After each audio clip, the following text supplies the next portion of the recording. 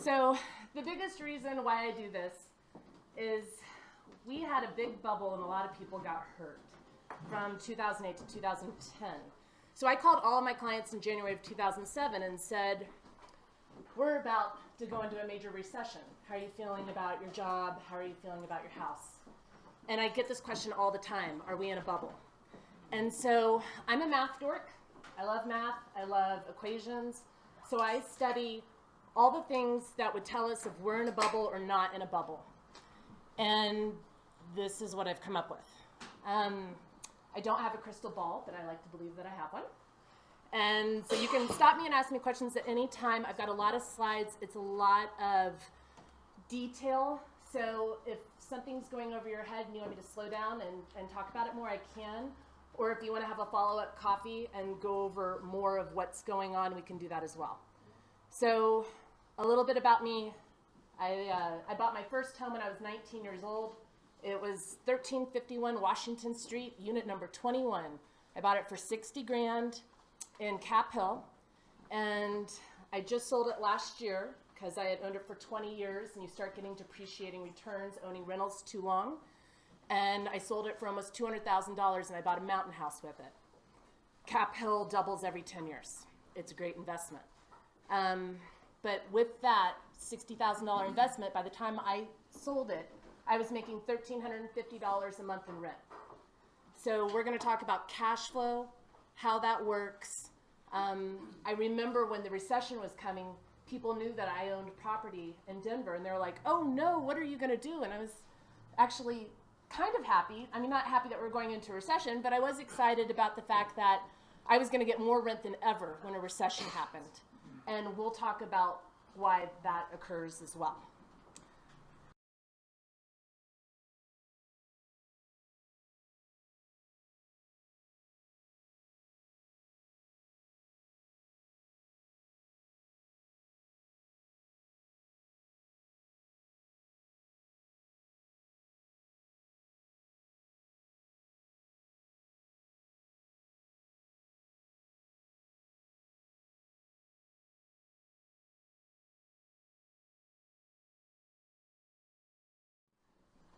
Okay, so this is just kind of an overview, because really what I like to do with real estate is I like to help people retire with passive income. That's my goal.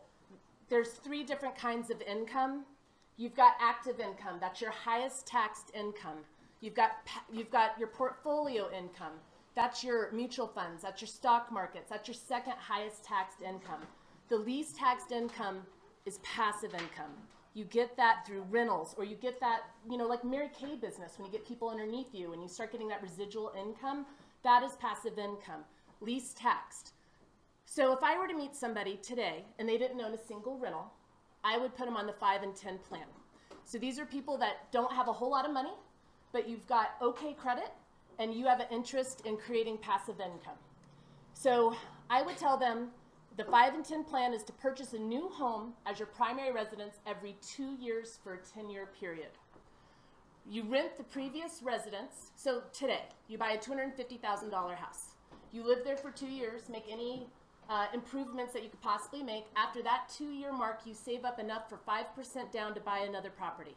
You rent that property at a higher price than what your mortgage payment is, and then you purchase another property. You do that every 2 years, you will own 5 years.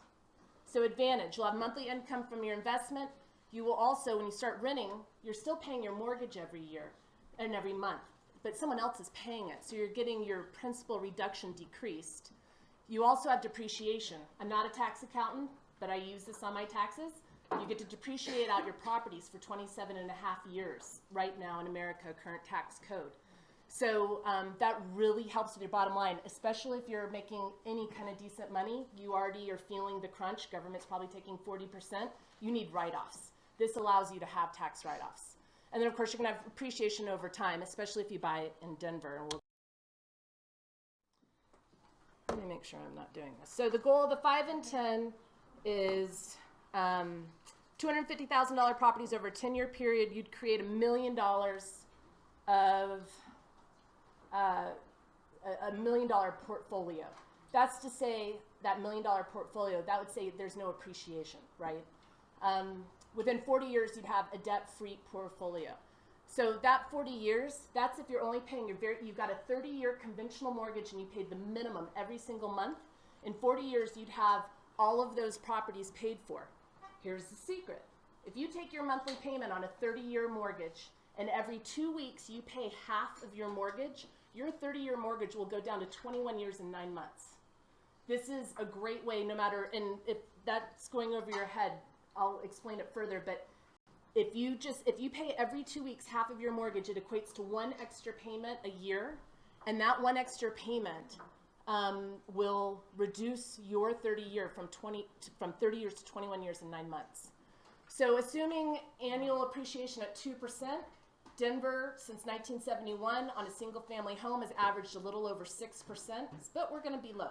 So we're going to say annual appreciation of 2%. We're in Oklahoma right now. The net worth of your investment portfolio will be $3 million. So the question is are you willing to forego the American dream? I lived in a lot of shitholes. Bought my first place at 19. I took down walls. I'm still not in my forever home. I am buying, to this day, properties that will be good investments. And so the question is, you know, in order to do the 5 and 10, are you willing to not do the max of what you can afford right now, but are you willing to go in at a little bit lower just so you can get in and get the mortgage and continue the process? And again, this is for people that don't have a ton of money in the bank and want to get into investing. So the goal is buy as low as comfortably possible on your first purchase. You can do this at a different range of price points. You can do this even at $400,000 homes. It starts getting somewhat unrealistic at $500,000. However, having said that, what I have found is higher end homes do cash flow well, and the big reason why in Denver is we've got 10,000 jobs associated with marijuana. Marijuana is a cash business. The federal government will not allow the marijuana people to get loans, primary loans, because that money is not considered legal. So you've got all these marijuana people making tens of thousands of dollars a month, and they want to live in a nice place because they can't do anything else with it. You might as well be the recipient of that. So you can do it in higher price points. There's tricks to it. Don't buy the forever home until the last purchase. I also tell people, you know, as far as the forever home, if you're living in a house more than 7 years, you're not doing the best financial thing that you could be doing. And here's the big reason why. In America, as a single person, you're allowed to make up to $250,000 on your primary home without paying a dollar to the government. If you're married, you're allowed to make up to $500,000 on your primary home without paying a dollar to the government. If you're living in your house for 20 years and you're in Denver, you've got a lot more equity than that. And what happens is when you decide to sell, you get to pay the government taxes on that money. So if you're single, you're allowed to make up to $250,000. But let's say you made $500,000, you're going to get taxed on that extra $250,000. I am of the personal opinion we've got a lot of waste in our government, and I don't think we need to give them any more money than what we're already paying them.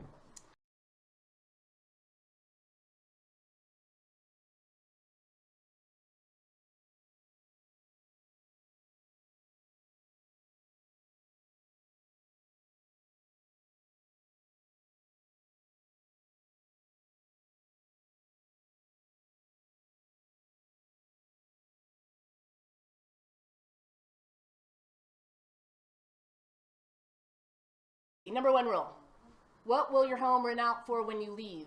One thing at Team Vivi is our really big thing with real estate is no matter what you are purchasing, we do not want you to buy a house that if something terrible happens and you are unable to have your regular active income, that we would be able to go in without you having to sell your home and help you rent your home for more money than what your mortgage is. Right now, this is a lot easier to do because interest rates are low. But this is our ultimate goal, and we will tell you if you're buying something that we do not believe that you're going to be able to rent for more than your mortgage.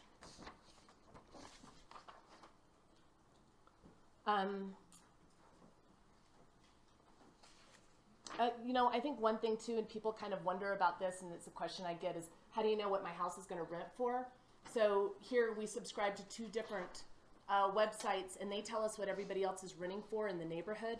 So let's say you say, okay, I've got a 2-bed, 1-bath in Ruby Hill. I can tell you what all the other rentals in Ruby Hill are renting for and what that price point is. And that's the kind of thing that will help you make a intelligent decision on what you're purchasing and why.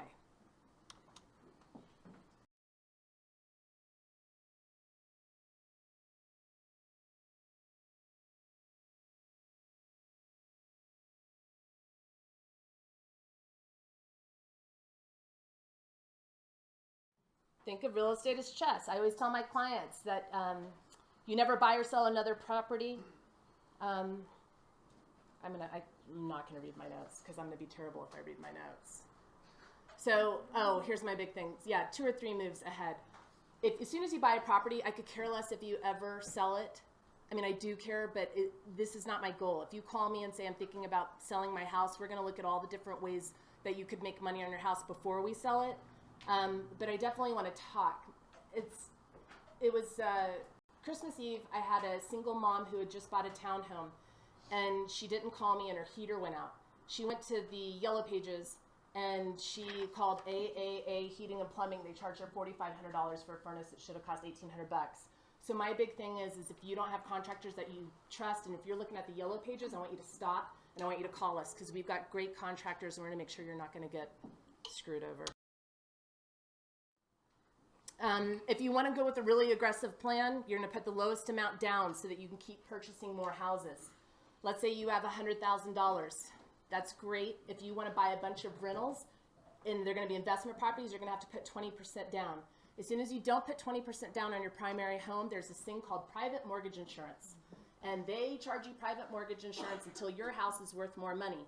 What I hate about private mortgage insurance is it's not a tax write-off. So you've got to wait until the price gets up. It's worth it to buy, though. I would rather you pay private mortgage insurance and have an asset that's appreciating than not. But then what we have to do is we have to get the PMI to get dropped off as soon as possible, and that occurs after a couple of years. We can get a new appraisal on your property, and I'll do that before you spend the money on it and tell you what it's worth, and then you can get it taken off. But it's just something to watch.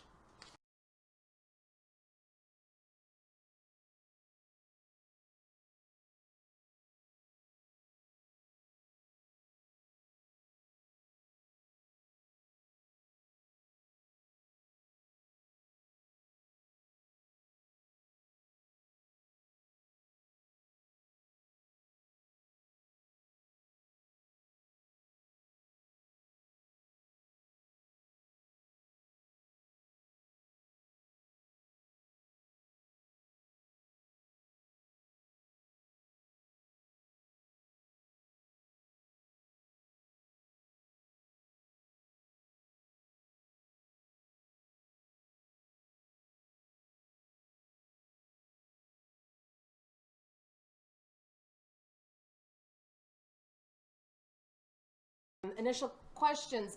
These are questions that you do want to ask yourself. And what I have found really funny is when I first got into real estate, I said, all I want is $10,000 a month.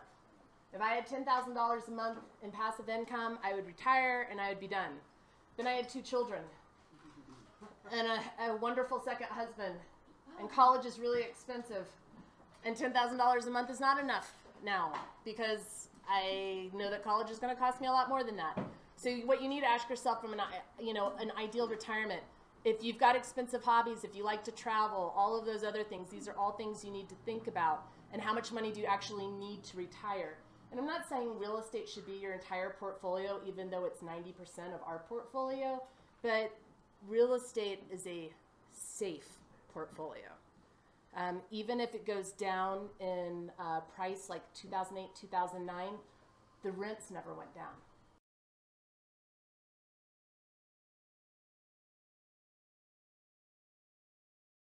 Sacrifice to success. So would you be willing to spend the next 10 years doing what others won't do so that you could spend the rest of your life doing what others people can't do?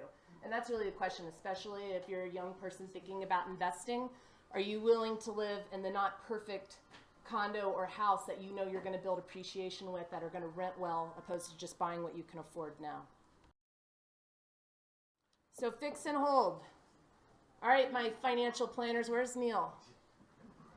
There you are.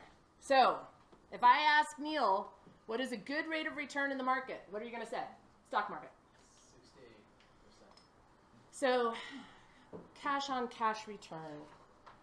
So that's money, like when you invest money into the stock market, you say, Neil, here's $10,000, go invest it. That's great. Let's talk about cash on cash return. Dr. Spine. Dr. Spine closed on a house. He's here. There you are. You closed on Florida in Ruby Hill. It was a 4-bed, 2-bath house, 2-car garage that we snuck in December of 2016. It was $310,000. Do you know about what your mortgage payment is? Yeah, it's $1,300. Okay, I put you higher. I put your mortgage at $1,400. It's a smidge. That's just under 40. Okay. So in December, not a great time. October to February, terrible time to rent properties. Try to avoid it if possible. If you're ever in that situation, call me. I'll help you kind of get around different ways to do it. But so Dr. Spine did that. We found a renter in 4 days. They're paying $2,250 a month in December. They bring cash every day, every month to my office. I'm like, crazy. Scott, my marketing director, is like, stop, I don't want all this cash at the office. But let's do the math. So Dr. Spine's getting $27,000 a year gross rent on that property. His payment costs, we're going to say $1,400. So he's netting $10,200 a year on that property. He put $62,000 into the property. That's 16.4% cash on cash return. So when you're comparing real estate to the stock market, and an average return in the stock market 6%, and you could put $62,000 cash down and get that, it's... And that doesn't even take into consideration the depreciation on tax returns. It doesn't take into consideration that every month I'm knocking principal off on the loan. This is just cash on cash. It doesn't even take account of the appreciation that it's of the property. The property right now I could sell for $375,000 easy. And all your expenses. And you get to write off all your expenses. That's all tax though. So I'm just talking straight math. Speaking of expenses, what do you figure for normal maintenance costs? It depends. So Dr. Spine bought a totally remodeled house, which is great, but we just had a fence blow down. So what did we do? We called the insurance agent. He got a check for the fence. If you buy an older home, you're going to have other things. So, I mean, you bought a house cash because, well, Bruce loved it because it was on the water. I love it too. I think the lot's going to be worth a lot, but it needed a new roof. So he had a lot more money come out. So it really depends on the project. Tony bought a duplex. It was a bit of a shithole, but real shithole. Yeah. My So, shithole. but I mean, we're putting money into it, and he's going to have 2 renters, and it's And you know going what? to be. It hasn't been that bad actually. I have a total tabulation. It hasn't been that much over 2 years. So it really depends on what you buy, and if you're sensitive to that, then we need to be sensitive to what you purchase.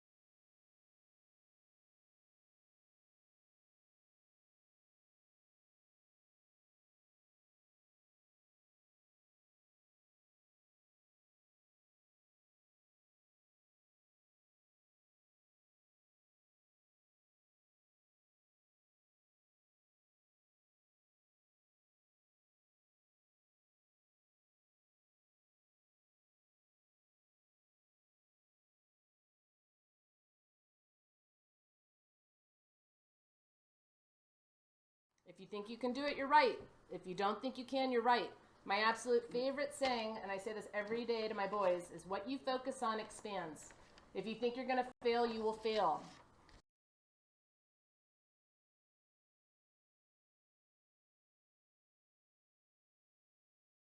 Recommended reading. My absolute favorite book everyone should read is Rich Dad, Poor Dad. That is the book I read when I was 19 years old, and I drove up to Denver and bought my $60,000 condo. If you haven't read that book, you should.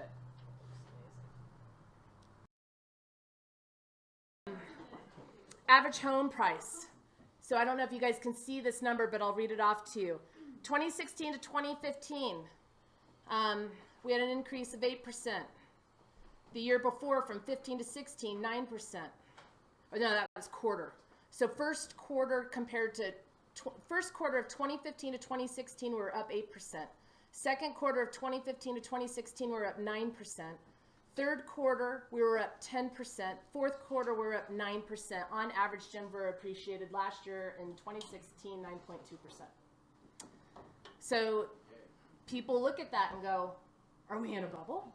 Right? That's always the question, are we in a bubble? So one of the reasons why I knew back in 2007 in January that we were about to go into a major crash was it was transactions and it was inventory and months.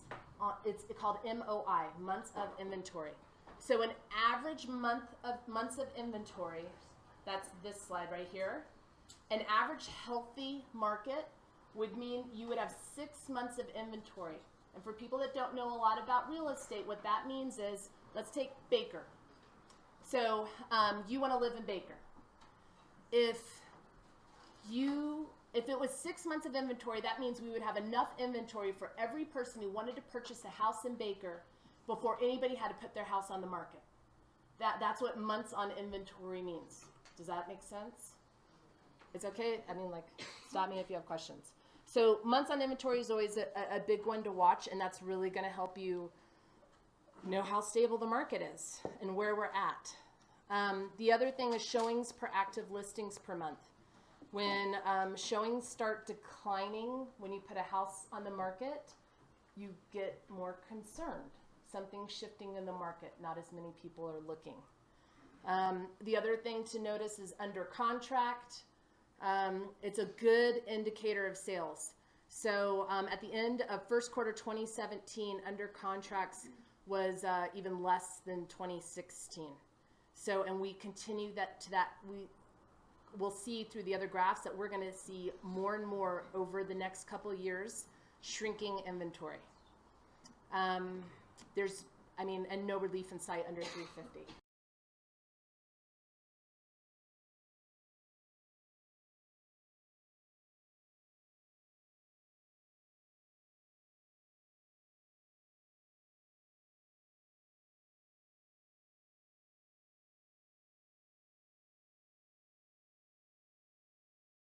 Last year in Denver, we had 68,000 and change net migration. People move here. Net migration means after births and people moving out, because there are people leaving Denver because we're getting too busy.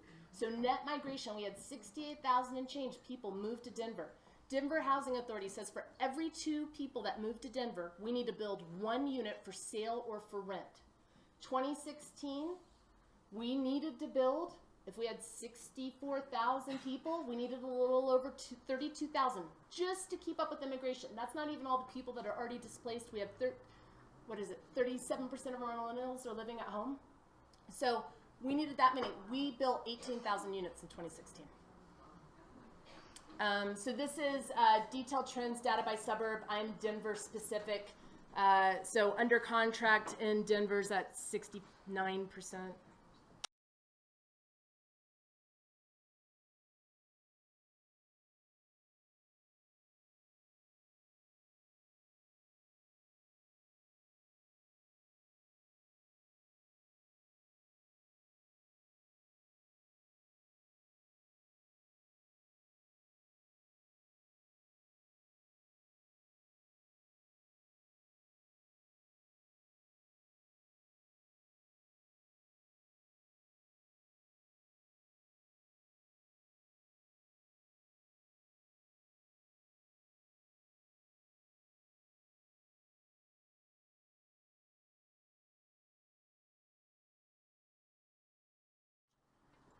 This is a little easier historical context.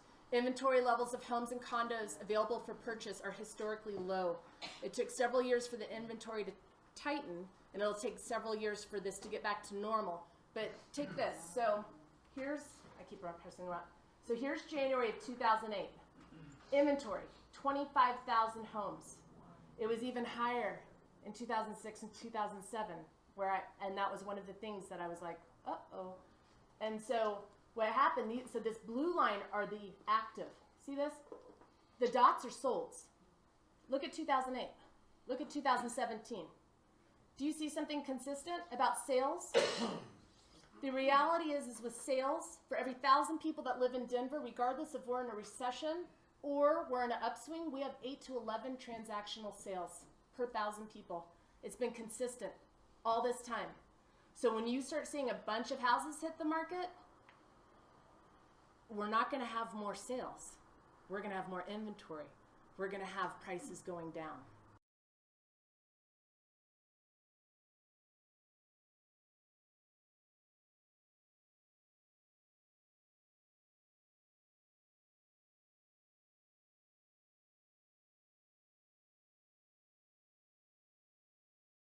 The blue here is your seller's market.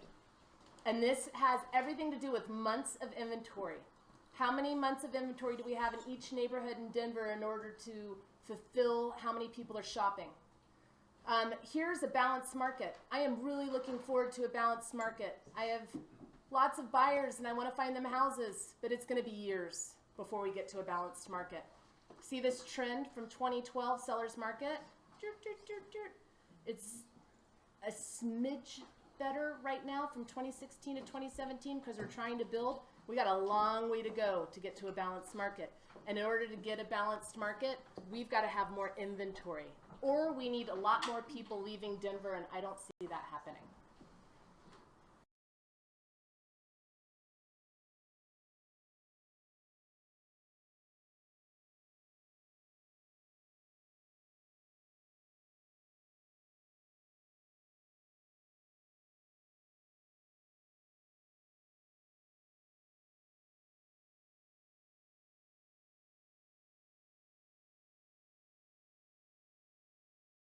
Okay, so everybody's like, we've got to be in a bubble, right? This is my graph to show you. So let's look down here, 2011. The peak of Denver was 2006. And then we went all the way to 2009. We lost 25% of our equity in Denver during that recession. So what you want to look at is our bottom, which single family homes bottom was November of 2010.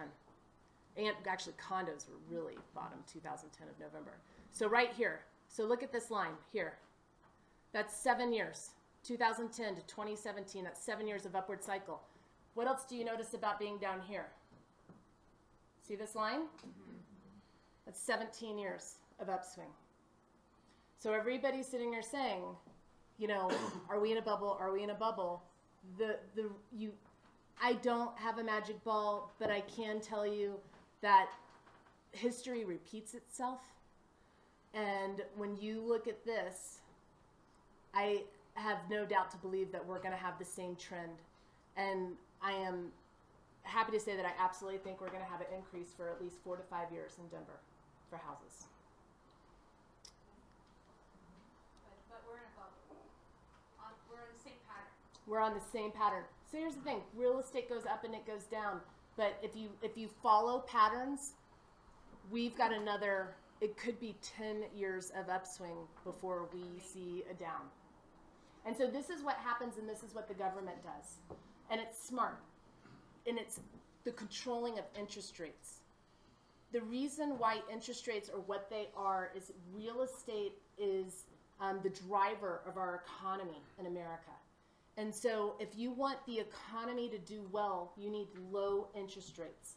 If the government is worried about inflation occurs, that's bad for the government.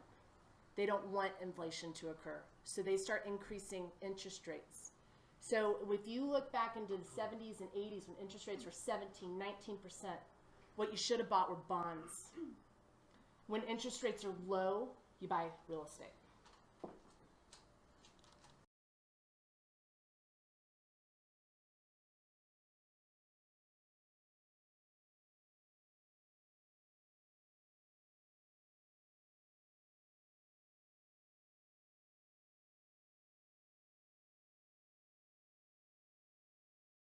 Condos are up 10% from 2015 to 2016. So average in 2015 for a condo is $282,000. So first quarter 2017, the average was $300,000. So why did condos appreciate less than homes? My guess is average home price in 1972 was $29,000. Average condo price was $28,000. Right? So single family homes and condos were almost the same price in 1972. And the guess is the condos were built were luxurious locations. They were building condos in Cherry Creek and places like that. And so what's changed about condos from the 70s is that condos are now being built for affordability.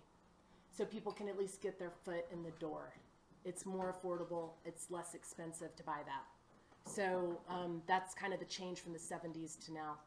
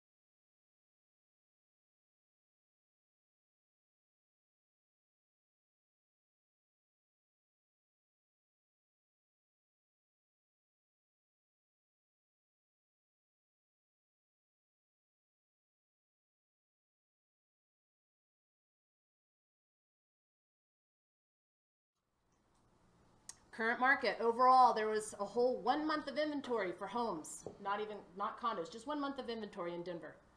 Right now, there's less than 0.8 months of inventory. So a big thing with these numbers and stats, the thing you need to be careful about is right here, this is active listings. This is talking about square footage. These are solds, this is months on inventory, this is price change, and these are listings under contract. What you're gonna notice is this top level, these are our small houses.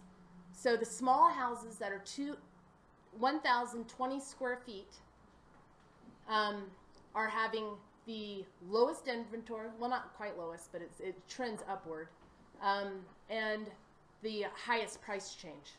So last year, homes under 1,020 square feet increased 13%. Homes that were 1,020 to 1,330 square feet appreciated 12%. You get to 1,330 to 1,775%, increased only 6%. So the number, and it's not quite because it depends on the neighborhood, but the trend is the smaller the home, the higher appreciation, the bigger the home, the smaller the appreciation. Average price change for Denver was 9.2%.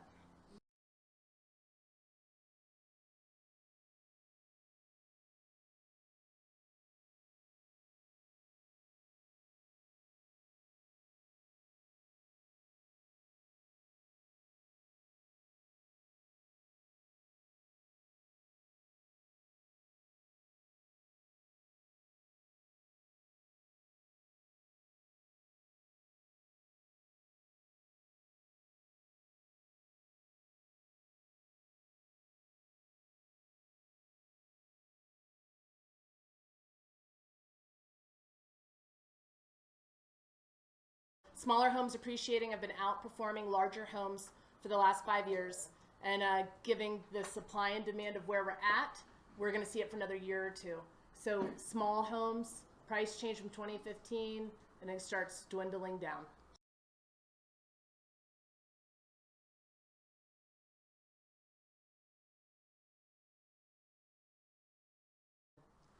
Price change map. I get this every quarter. The price change map is interesting, and what it is it's color coordinated, and I've got a really big one downstairs if you want to look at it further. But it tells you what's happening with the prices. Green is good. Red is not as good, but everybody's on the up and up. So we are about right there. We're in Baker. Right now, my office is in Baker. So capital is right here. What I tell people to do is take a radius around the capital. If you always buy within a radius around the capital, no matter what happens in our economy, you will always have a strong rental. Denver is consistent. Denver is the #1 city in America for investors to purchase houses in. California, you're not even making a 1% cap rate. Californians are coming over, Texans are coming over. They want to buy Denver real estate. So take the radius. When I look at this radius, you know what I really like? And it's for more reasons than just this one map. But from an investment standpoint, I love the southwest quadrant of Denver. Val Verde, Athmar Park, Barnum, Villa Park, West Colfax, and Ruby Hill's down here. Ruby Hill's Rockstar. Does everybody know what's happening in Ruby Hill? Yes, What's happening? a music. Yes. We're having the same size as Red Rocks amphitheater being built in Ruby Hill. I heard it was 2.5 times the size, which really surprised me. I have not heard that. I've heard it's the same size. But that's where I got Dr. Spine to buy his single family house. He can walk from his house to that amphitheater that will be going.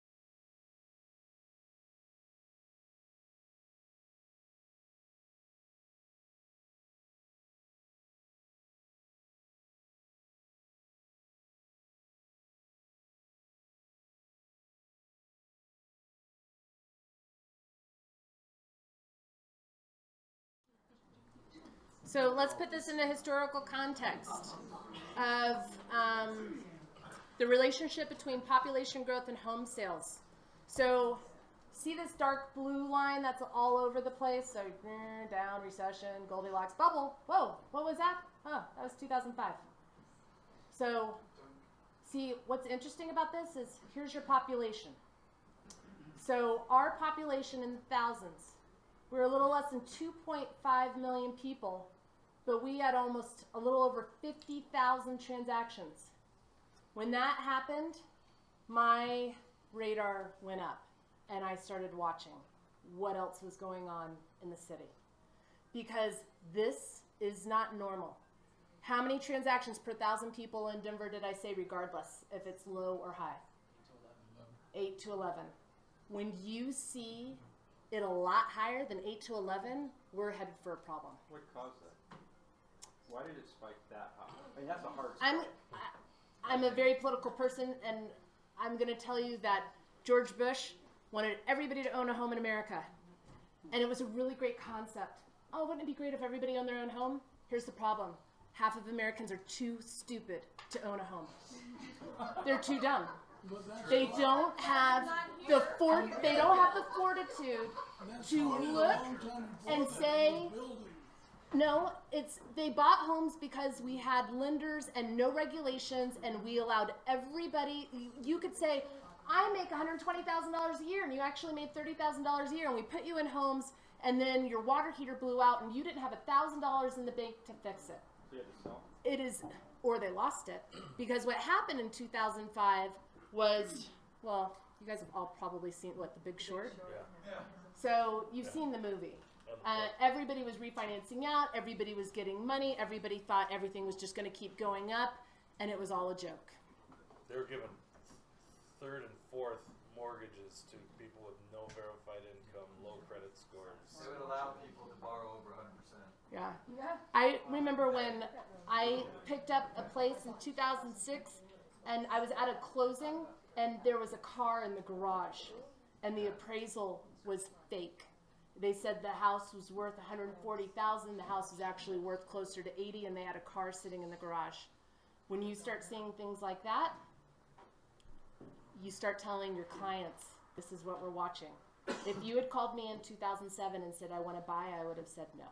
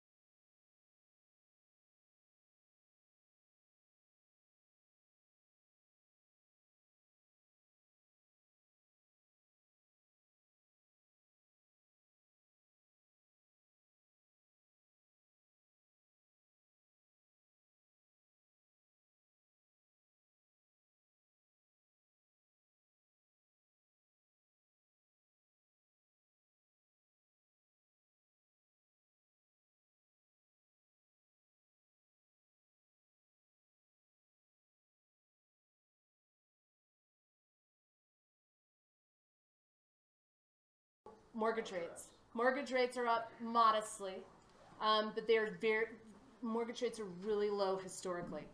Average mortgage rate from 2010 to 2016 was 4.2%. Down here, 30-year fixed. See over here? See this? Up here? 17%? 1980?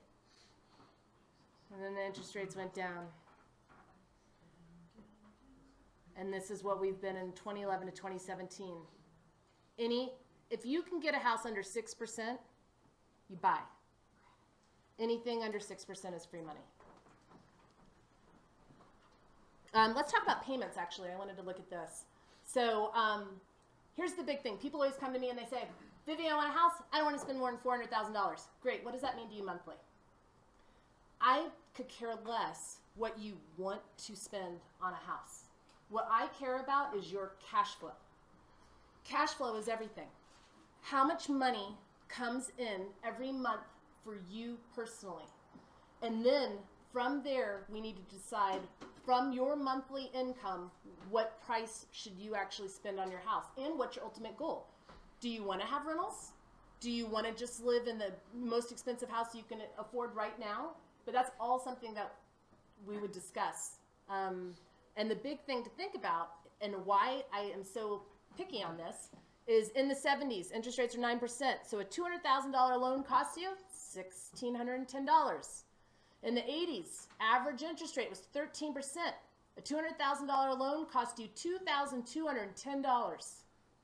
In the 90s, interest rates averaged 8%. $200,000 loan cost you $1,470.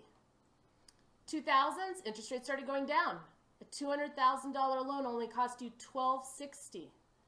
By 2010, it only cost you $965.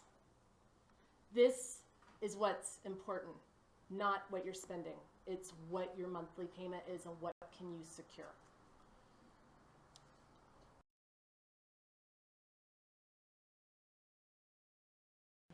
So we compared average Denver per capita income to average homes prices in Denver and the average annual mortgage rate to find debt to income. So a lower number means more affordable. Here it is. Again, in the 80s. See this up here at 100%? Interest rates were really high and income wasn't there. Buying houses in the 80s was not terribly smart. When you come down here, the goal is 50%. At 50%, you could take it or leave it, not taking to effect, though, all of the tax benefits of owning a home. There's a lot. So less affordable is above the dotted line, more affordable is down here. So by 2008, prices have fell 25% and mortgage rates have fallen, but the average income in Denver was steady. So we get down here to this little thing here, and so here it is. It's going up to be less affordable based on incomes. So there is a little bit of that, and I've got another graph to get a little bit more into it, but it's actually in line with inflation.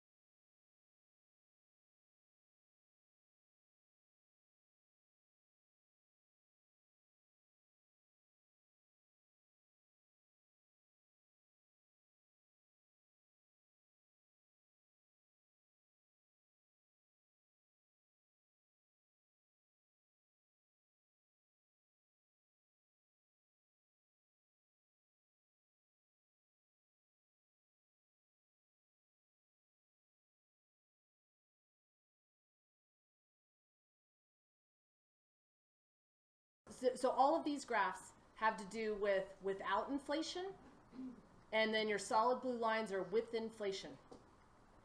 So your average principal and interest and taxes.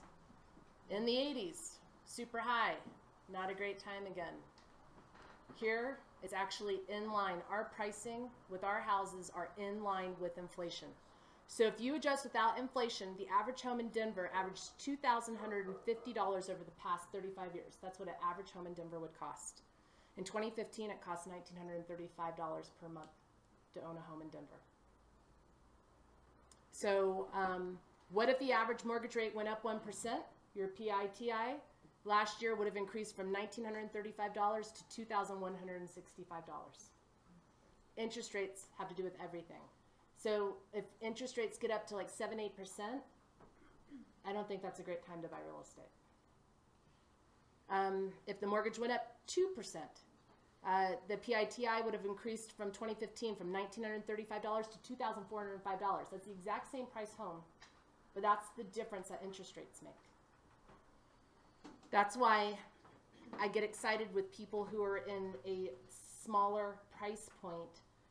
A quarter of a point's going to hurt. You're going to feel it. A half a point you're going to feel. If you want to buy and you're renting, I would rather you buy and walk away from your rental deposit and lock in a lower interest rate than wait for the full year and have at least 1% higher.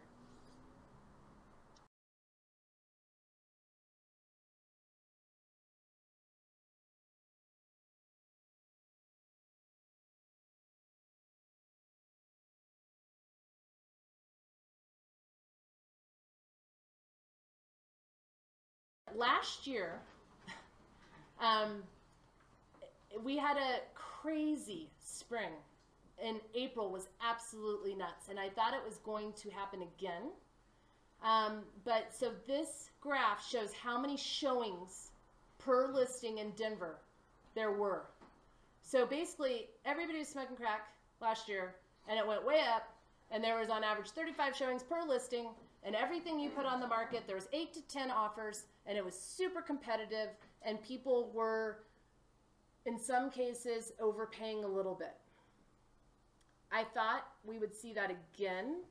We're not quite there. It's starting to trend. It's more like 2014. This is what happened last year. Last year, everybody was worried that the interest rates were going to go up and they weren't going to be able to afford to buy. Everybody said, I want to buy a house. Everybody went out at the same time to buy a house. Everybody got beat out. There was 10, 20 offers on every single house. Then you know what happened in June of last year? We had the highest rental application ever in Denver. We had more people submit rental applications for condos for rent than ever before. And we're getting a higher rental market in Denver because people in their heads don't believe that there's a $215,000 house in Ruby Hill. And they're stoned, yes.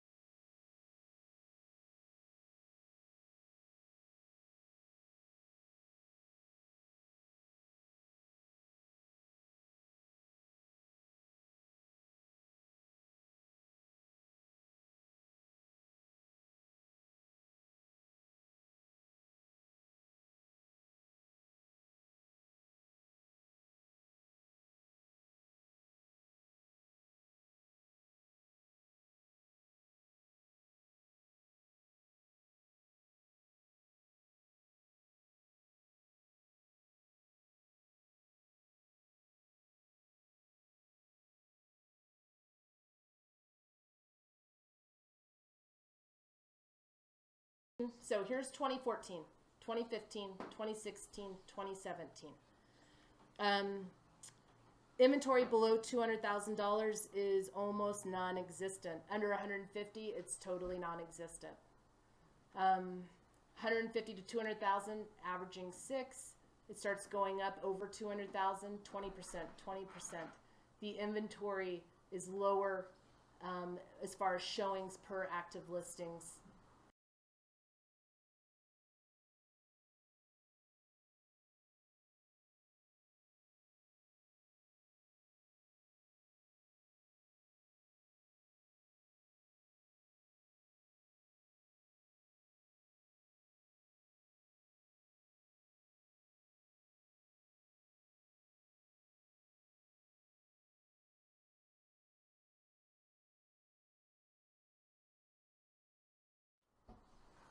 So showing traffic has been increasing in the spring for 3 years in a row. You know, do you remember when they had that first time home buyer incentive for $8,000 and everybody had to buy by fall and a lot of people used it and it was great? That threw everything off because it used to be that everybody wanted to buy spring or summer because of schools and all this other stuff, but that actually completely changed the market. 4 years. But now we're actually starting to see it starting to trend more into spring and summer. Although except last year, because it was a political year, December has been my largest month every year. So I thought you got 15% less in December.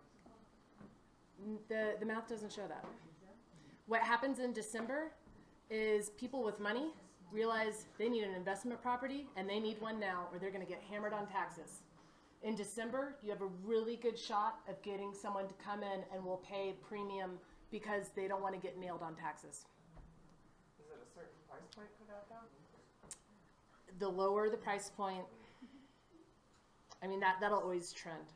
So the smallest homes have the least amount of months on inventory and have the most showings per listing. But in 2016, so April, you know, there's small homes were at 57 showings.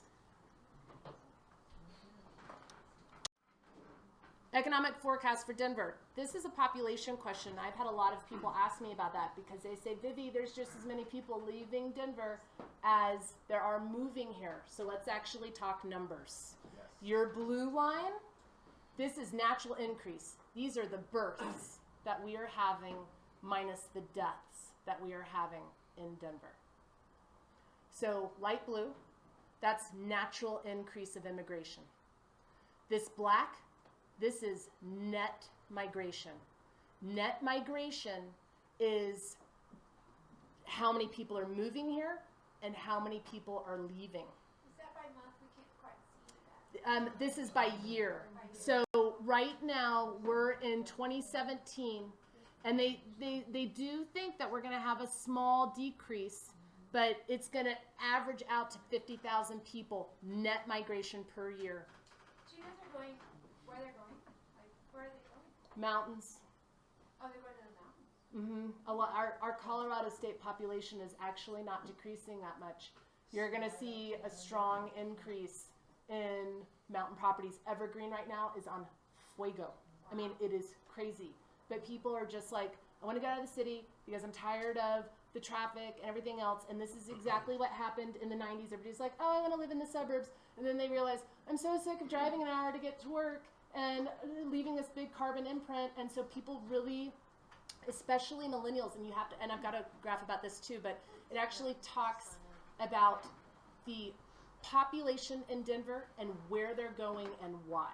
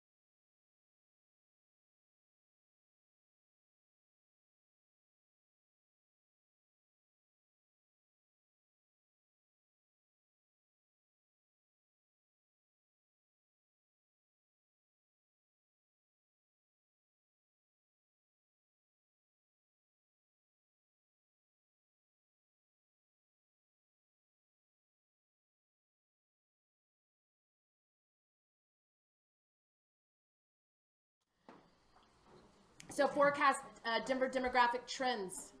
I love this map. This actually talks about the different age groups of our population. So I just have to write this down because I never remember the years that everybody is. But so this, and we're really close to being done, I swear. The next generation. So those are my boys. They were born 1997 or, to now. That's the next generation. 601,000 of them right now. Millennials. Millennials are 1980 to 1997. We have 849,000 of them in Denver. And about 30% of them are living with their parents. Millennials. Gen X. Gen X is 1965 to 1979. 647,000 and change of us Gen Xers. What's important about this as I continue to go is that each of these green boxes, as they get older, are supposed to move into the next green box. So Gen Xers, as we get older, are supposed to move into the baby boomers' houses. Baby boomers, 1946 to 1964. So we have 722,000 baby boomers. They are supposed to move into the silent generation's houses. What's the problem? We're living longer and we do not have enough houses. And we don't want to be silent. And when people ask me, when people ask me what's a safe bet, buy a ranch. Older people. For older people, buy a ranch. And then from the ranch, then it goes into even the greatest generation, and they're super old.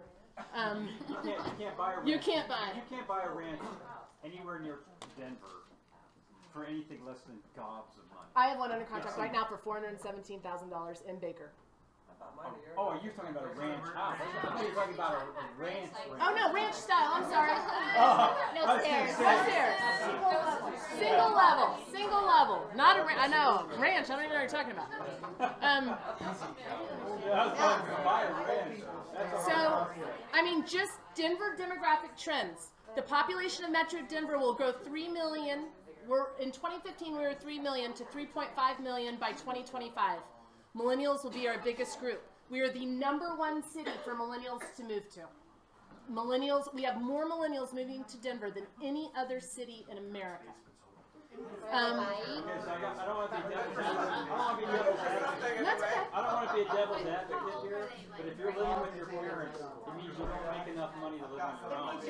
So what the hell are they gonna buy? So I have lots of millennials that are under contract. Bess has a lot of millennials under contract. They either have really good paying jobs, like Chris, or they have parents who will give them 20% or cash. I've got a buyer right now. She's like, Mom will give me cash just so I can get under contract under $350,000 because cash is king, and then I'm going to refi and pay my mom back. And get out of her house. And get out of her house. Because they have jobs. They do have jobs. They just don't have the money because they're paying a fortune in rent. So this is the secret. Being a Gen Xer, I'm loving it. Because I've got all of these baby boomers, when they decide to go into their house, I'm going to move in, I'm going to have my choice. I'm not buying in Arizona right now. When Arizona completely goes flat in their face in 20 years because they don't own any of their own buildings, I'm going to go buy what I want for nothing. So what you've got to watch is, where's the trend? And how do you capitalize on it? All of this stuff, there's a way to capitalize on it. It's just what is right for you. What are you saying there? What kind of houses I mean, do they so what's the target buy based on that? It depends what you're looking for. Target buy, it depends on what you're looking for, but I would tell you that if you stay close to the capital of Denver, you will never have a vacancy. I get that. What is podcast? This is really interesting. So a month ago, Spicer came out on Sunday and said, we really don't like that marijuana, and we're going to start looking at it. Did you know I put 3 houses on the market that week that I should have had 10 offers on each one, and only 1 went under contract? So this is the secret with real estate. You buy when there's fear. Yeah. As soon as there's something negative going on and somebody's going, oh, marijuana might go away. Just like equity. Go put an offer in because everyone else is going, oh, the market's going to go down. You know, marijuana might go away. You always buy real estate when everyone else isn't. That's one of Warren Buffett's most requoted statements. When others are fearful, that's when you buy, or something like Yeah. that. When others are. Sell when people are greedy. And I mean, there's a whole lot of people that are super scared right now. We're a polarized country. Take advantage of it. Absolutely. This is Denver construction trends. Blue is for sale, black is for lease. We're all the way up to about 25,000 units we're going to have in 2017. So 31,000 new units per year, 10,000 rental, 21,000 for sale, required to keep up with pace with 50,000 new residences. In 2015, we had 18,000 units. In 2014, we had, or 2014, no, yeah. Patty estimated 16,000 units were permitted in 2014 and 18,000 units in 2015. In 2017, they believe we're going to have a little over 18,000 units. This is why I tell people you need to buy now. Inventory is going to get worse before it gets better. And then, you know, after that, like, because you have a 30-year mortgage, maybe. Maybe. Yeah. If you do the thing special. Yeah. But, you know, how does that work with the next seven years are up, and you can maybe buy and rent it out, cover the mortgage. Well, And this is what I tell people. Before the recession, you sell your primary home. Take the cash, put it in the bank, and move into one of your rentals. You live in that rental for 2 years, you can sell that as your primary home, and you don't have to pay the government any money. But I don't buy rentals to sell before the market crashes because I buy rentals so I can retire someday. So Marty and I own 18 rentals, and that is our retirement plan. We are going to take that income and we are going to have the monthly income to sell. Just because you have a property, though, that does not mean you should make it a rental. I do sell houses. I sold my last primary home. If you can sell your primary home and make 6 figures, often that's a good idea. So how many years, like 2 or 3? it's so case by case, which is why I always tell everybody I'm always good for a cup of coffee, because it really depends on income, where you're living, where your primary home is. There's this thing, it's called GRM, it's gross rent multiplier. And gross rent multiplier, the lower that number is, the more money you're going to make. So basically, gross rent multiplier is the number of years the property will take to pay for itself. So Canaan has a $215,000 property making, I don't even know how much, but it'll be paid off in like less than 10 years for sure. Right. So you want a low gross rent multiplier. Low gross rent multiplier means you're going to make more money. Pay off. And then you should rent it. Yeah, rent it. If you have a high gross rent multiplier, that's not smart, because you could take that money and sell it as your primary and have the money to go invest in markets with lower gross rent multiplier numbers. And that's based on rental estimates? And not estimates, actual rentals. Actual rentals at that point in time. At that point in time. Over the years of the 10 years. Right. So, we already talked about that one. But so this dotted line, see this dotted line? That's how many approved permits we need for just the amount of people moving here. That's where we need to hit just to have enough housing for the amount of people moving here. See this? This is approved permits to build. So see this space? People are like, aren't we in a bubble? We're about to fall? No. We've got room. We've got a lot of room. Yeah. So you're talking not just single-family residence, you're also talking these Condos. condos, townhouse, whatever. See the black? See that black? That's for lease. Blue, that's for sale. See, black is for lease, blue is for sale. I'm just talking about housing people. This is why when people say, our rent's gonna go up, hell yeah, they're going up. Because if you only have that blue line for lease, or the black line is for lease and the blue is for sale, and we still have all this space, where are all those people gonna live? So then people start competing.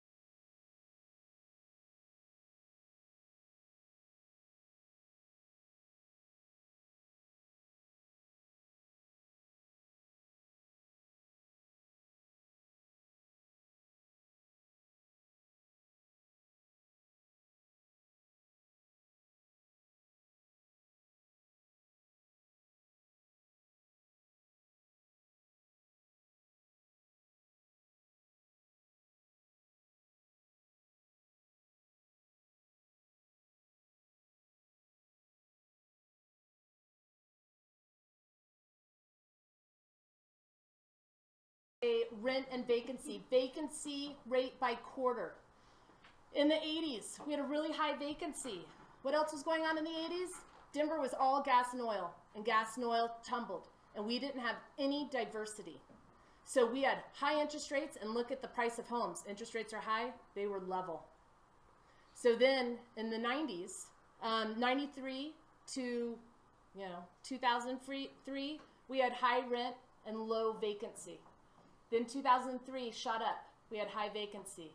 And it started trending down, and it was really low. So like in 2008 and 2009, we were struggling. The reason why this went up in vacancy is not because of need.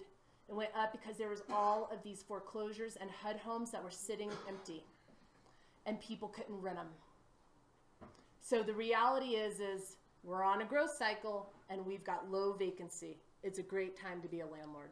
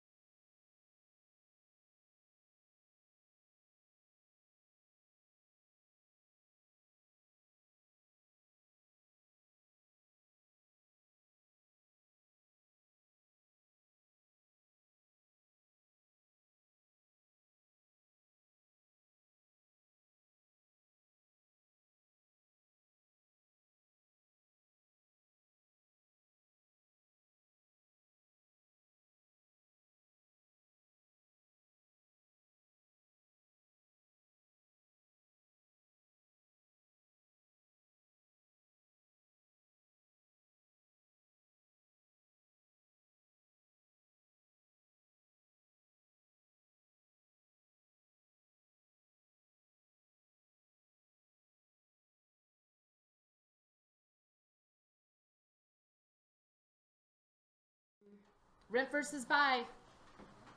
When you are above this dotted line, and this is affordability, and this has everything to do with interest. When you're above, it's better to rent than to purchase. When you're below, it's better to buy. With interest rates the way they are to our average, we're still in a better purchase. So let's just look at some observations. 2016, the average Denver home price, not condos, was $439,000. With a 5% down payment and a 4.375% mortgage rate, $2,000 for taxes, $1,500 for insurance, that's pretty high. That's a principal and interest of $2,711 a month. The average rent, apartments only in Denver, was $1,348 in 2015. So if you look at the average rent, $1,348, and divide it by your $2,711, our affordability is at 1.6. That's our affordability index. When it goes over 2.0, don't buy. Unless you get a deal. Because here's the deal. There's deals in every market. There's always a deal, whether we're in a recession or we're in an upswing. You've just got to have someone who can help you find the deal. But there's always a deal. So that's about that. But historically, it's a good time. In the past 35 years, it's much better to be buying now than buying in, 1981. Denver's average rent for all apartments, we're averaging $1,348. So after inflation, home prices peaked in 2006 and just recently hit a new high. That's right here. Historically speaking, when you adjust for inflation, the recent run up in rents and home prices is not actually noteworthy. And what you're looking at is the difference between the dots, that's without inflation. So that's actually what's happening regardless of inflation, and the blue line is inflation. We're in line. And this is something you'd look at to see if we're actually in a bubble.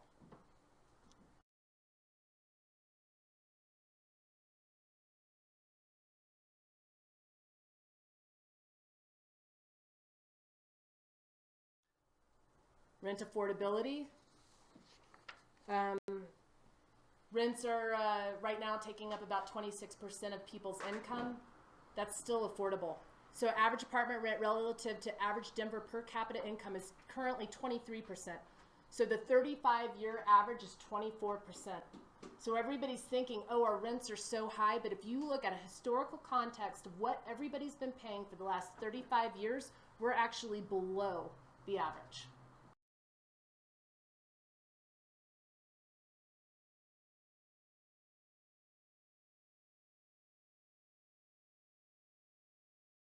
This is what was going on in Bush's American Dream, and everybody should own a house. The 69.2% of people owned a house. Only 50% of people really are smart enough to own a house. Seriously. So right now we're at 62.9%. And that's good, because that means if there's only 50% of people are smart enough, and I will give that Colorado is a smarter state than many states. So we should have a higher number, because 50% is all of America. So we are going to have a higher number in Colorado, but 62.9% of our population own their home.